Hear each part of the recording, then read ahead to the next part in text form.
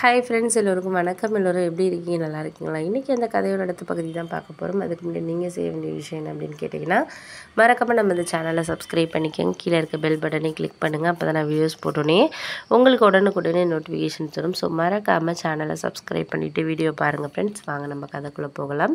அதுக்கப்புறம் நான் என்ன யோசித்தேன் அப்படின்னு சொன்னால், சரி அந்த அக்கா சொன்னது மாதிரியே நம்ம மறுநாள் போயிட்டு ஜாயின் பண்ணிவிட்டு அம்மா அப்பாட்ட சொல்லுவோம் அப்படின்னு சொல்லிட்டு நான் அம்மா கிட்ட சொன்னேன். ஒரு வேலையாக வந்து காலையில் கொஞ்சம் சீக்கிரமாகவே போகணுமா அப்படின்னோடனே, அம்மாவுக்கு அந்த விஷயம் ஏற்கனவே தெரிஞ்சிருக்கு. ஆனால் அப்பா கிட்ட அவங்களுமே சொல்லலை.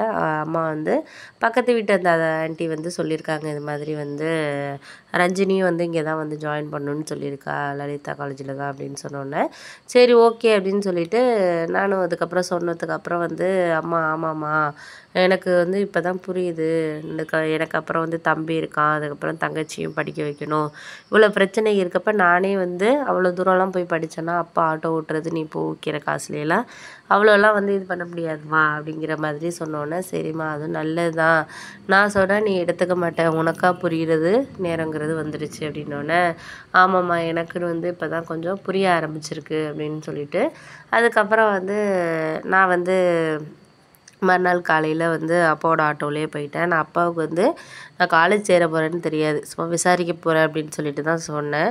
சரிம்மா நீ பார்த்து போயிட்டு வா அப்படின்னு சொல்லிட்டு காலையிலே கொஞ்சம் சீக்கிரமாகவே 8 மணிக்கெல்லாம் கொண்டாந்து விட்டுட்டாரு. அதுக்கப்புறம் அந்த அக்கா வந்து நான் பார்த்தேன், இந்த டிபார்ட்மெண்ட்டுக்கு போயிட்டு இங்கே வெயிட் பண்ணிக்கிட்டு இருந்தேன். அப்புறம் அந்த அக்கா வந்தாங்க. அப்புறம் அவங்க ஹெச்ஓடிக்கு அழைச்சிட்டு போனாங்க. இது மாதிரி என்னோடய ஃபேமிலி சிச்சுவேஷன் எல்லாத்தையுமே வந்து சொன்னாங்க.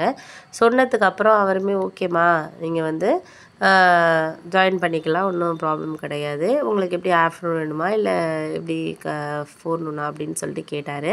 அதுக்கப்புறம் நான் அந்த அக்கா சொல்லியிருந்தாங்க ஏற்கனவே காலையில் வந்து நீ இது பண்ணுறது தான் நல்லது, ஏன்னா காலையிலனா நீ கொஞ்சம் காலையிலே எழுந்திரிச்சு வந்துருந்தேன்னா உனக்கு மத்தியானத்துக்கு மேலே கூட நான் வேலை பார்க்குற இடத்துலேயே கூட உனக்கு நான் வேலை வாங்கி கொடுப்பேன், 7 மணி வரைக்கும் இங்கே வேலை பார்க்கலாம், சேலரி மாதம் ஒரு 7,000 ரூபாய் கிட்ட கிடைக்கும் அப்படின்னாங்க. சரிக்கா அப்போனா நான் காலையிலேயே ஜாயின் பண்ணிக்கிறேன் அப்படின்னு சொல்லிட்டு அந்த சார்கிட்ட சொல்லிவிட்டு ஃபார்ம்லாம் ஃபில்அப் பண்ணி எல்லாமே கொடுத்துட்டு அட்மிஷனும் போட்டுட்டு அதுக்கப்புறம் நான் வந்துட்டேன்.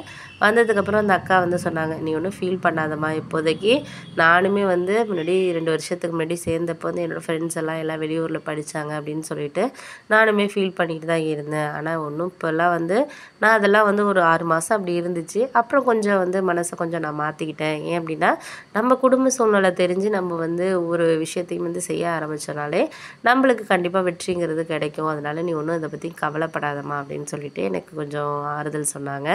அதுக்கப்புறம் வந்து இன்னும் 10 நாளுக்கு அப்புறம் காலேஜ் வந்து ஃபஸ்ட் இயருக்கெல்லாம் வந்து ஓப்பன் பண்ணுவாங்க, நீ வந்துரு, கொஞ்ச நாளைக்கு வந்து என்னோட கூட நீ வரலாம், அதுக்கப்புறம் பழகிட்டா நீ உனக்கு டைமிங் பஸ் பார்த்துட்டு நீ வரலாம் அப்படின்னு சொன்னோன்னே அந்த அக்கா சொன்னாங்க, இது மாதிரி வந்து நீ இப்போ உடனே வேலையில் ஜாயின் பண்ண வேண்டாம், வந்து ஒரு மாதம் வந்து காலேஜில் எப்படி கிளாஸு என்ன ஏதுன்ட்டு கொஞ்சம் நீ வந்து எல்லாத்தையும் தெரிஞ்சுக்க, அதுக்கப்புறம் ஒரு மாதத்துக்கு அப்புறம் வந்து நானே வந்து எங்கள் ஓனர்கிட்ட பேசி நான் உனக்கு வந்து டைமிங் எத்தனை மணிக்கு வரணும் என்னன்னு சொல்லிட்டு நான் வேலை வாங்கி தரேம்மா அப்படின்னாங்க. சரிக்கா ரொம்ப தேங்க்ஸ்க்கா அப்படின்னு சொல்லிட்டு அதுக்கப்புறம் கிளம்பி அப்பாவுக்கு அப்புறம் ஃபோன் பண்ணேன். அப்பா வந்தார். அப்புறம் அப்பா கிட்ட வந்து அந்த அட்மிஷன் போட்டதை எல்லாத்தையுமே காமிச்சேன். அப்பாவால் நம்பவே முடியல, என்னம்மா இப்படி சொல்கிற அப்படின்னு சொல்லிட்டு சொன்னாங்க.